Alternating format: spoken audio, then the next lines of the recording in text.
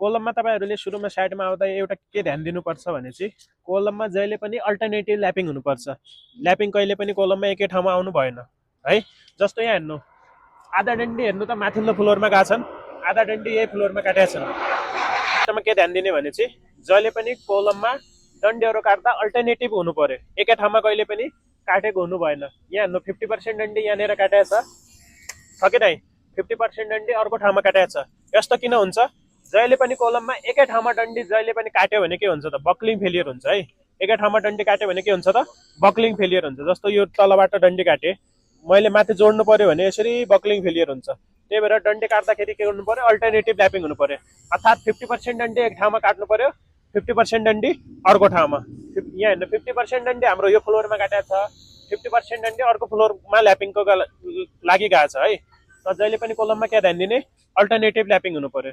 एउटा कुरा त्यो ध्यान दिने भने चाहिँ अर्को कुरा के ध्यान दिनुहुन्छ भने जहिले पनि जङ्सनबाट कोलममा जङ्सनबाट जङ्सन भनेको यो हाम्रो जङ्सन है, यो हाम्रो के हो त? एउटा जङ्सन हो नि।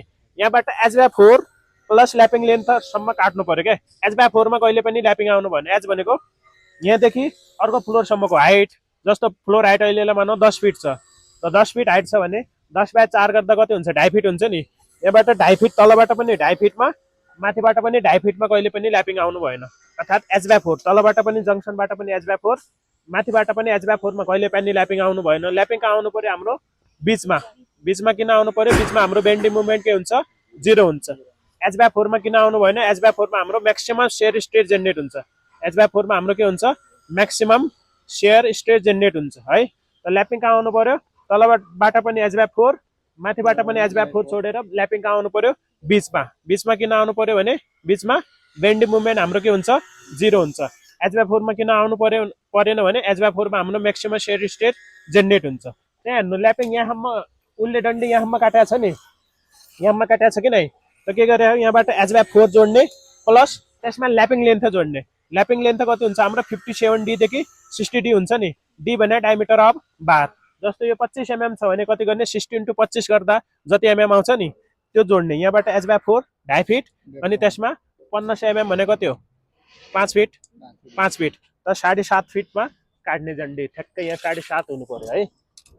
यसरी नाप्ने कति हुनु पर्यो? 7.5 हुनु पर्यो लगभग। यहाँ नो 7.5 छ कि नै? 7.5 छ नि। यसरी 7.5 फिटमा डन्डी काट्दिनु पर्यो है। फ्लोर जङ्सनबाट 7.5 फिटमा। 7.5 कसरी भयो? फ्लोर हाइट गर्ने H भनेको हाम्रो फ्लोर हाइट। ल फ्लोर हाइट हामीले कति मान्यो? 10 फिट मान्यो। 10 फिट भनेको H/4 भनेको 10/4 गर्दा कति हुन्छ? 2.5 फिट। यहाँबाट 2.5 फिट त छोड्नै पर्यो, 2.5 फिटसम्म आउनु भएन। त्यसमा ल्यापिङ लेन्थ जोड्नु पर्यो। ल्यापिङ लेन्थ हाम्रो कति हुन्छ? 57D देखि 60D हुन्छ। D भने डायमिटर अफ बार। त्यसमा हाम्रो 25 mm छ नि, त कति? 60 × 25 गर्दा 1500 mm हुन्छ।